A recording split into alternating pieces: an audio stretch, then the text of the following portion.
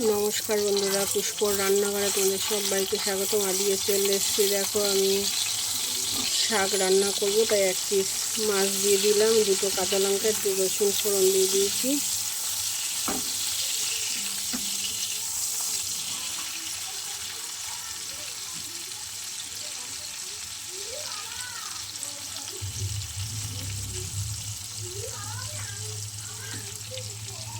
বড় কাঁটাটা আমি ফেলে দিলাম।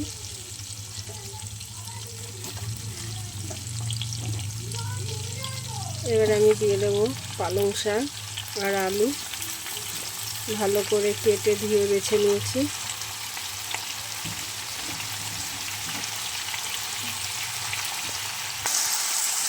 দেখো বন্ধুরা, স্বাদ মতো লবণ আর হলুদ আমি দিয়ে দিয়েছি, আর কিছুই দেবো না আমি।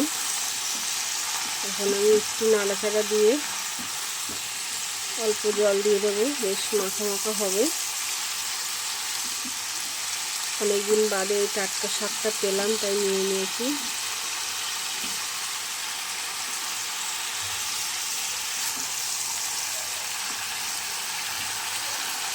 চলো এবার অল্প জল দিয়ে দিই,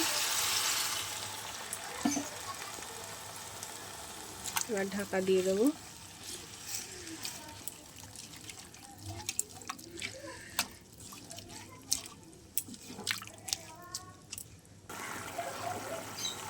দেখো বন্ধুরা, আমার শাকের তরকারি, পালং শাকের মাছ দিয়ে ঝোল হয়ে এসছে।